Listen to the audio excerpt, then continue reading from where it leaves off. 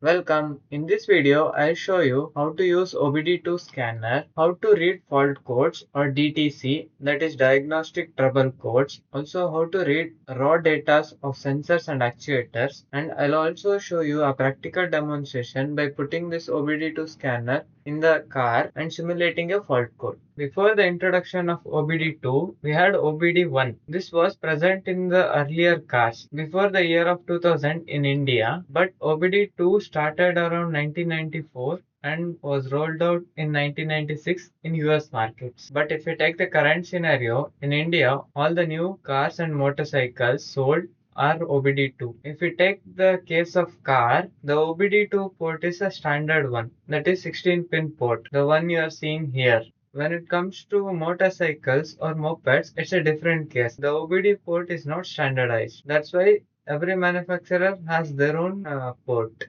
I have this OBD2 scanner or reader. This is the most affordable in the market. I got it around 500 to 600 rupees and you can find one in Amazon or robo.in. This is capable of reading DTC, that is diagnostic trouble codes, raw data of sensors and actuators. It consists of basic functionalities to diagnose a car.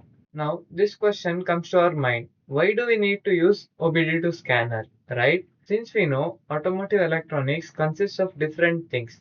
We have multiple sensors, multiple actuators, and different control systems. Imagine we have some issue in a sensor or wiring or a control system, and you take it to a garage or you try to diagnose yourself. Initially, we will have no clue. We will only know the symptoms that car is producing. We can make few predictions such as this module can be faulty, this sensor can be faulty, but it's very difficult to find the root cause. If you go by a brute force method, it will become a lengthy process to diagnose the fault. But if you use this OBD2 scanner and read the fault codes and understand the raw data, it becomes very clear quickly that where the fault lies. Now, this DTC can be divided into two types.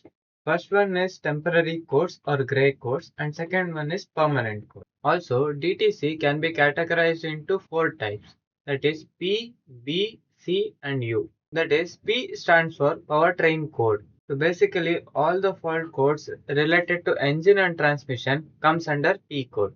Next one is B, that is body code.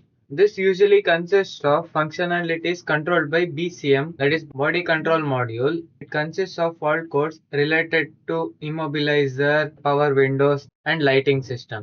Next one is C code, that is chassis code. This usually consists of sensors connected to the chassis. It can be wheel speed sensor or ABS. The last one is U, that is network code. This is mainly related to infotainment system and wiring. Also, it can be subdivided into two types. That is, first is generic OBD code and second one is manufacturer specific OBD code. That is, generic fault code can be read by any OBD2 scanner. But when it comes to manufacturer specific codes, we might need advanced scanners or manufacturer specific scanners. These scanners usually are little expensive than the generic ones and will come with a yearly subscription. With this subscription, we will also get the information about the newer models. And usually in the advanced scanners, we have another option called bidirectional control. This is done using the CAN bus network. This is usually done to actuate or control a specific part. For example, if you want to turn on a fuel pump or if you want to switch on a particular light in a car, you can do it via scanner. Scanner will send the CAN command to the control system and the control system will actuate the particular thing. This bidirectional feature is useful when you are testing a particular system or you are testing whether that actuator is working or not. You can even use it to test the wiring harness. And in some of the advanced scanners, we can even find a feature of oscilloscope inbuilt in them. This feature will be useful in testing of the sensors and actuators. That is, you can observe the variation of sensor values over a period of time. For example, if we take a 4-cylinder engine, if we connect all 4 injectors together so that we can compare the waveforms of all the injectors and we can diagnose which injector is faulty. In the next video, I'll show you a practical demonstration of OBD2 scanner, that is ELM327 with the Torque Pro app. I'll show you how to read the fault codes, how to clear fault codes, how does the fault code appear and other things. I hope you understood the first part of OBD2 scanner. If you learned something, please do like and subscribe to the channel. I'll meet you in the next video. Bye bye.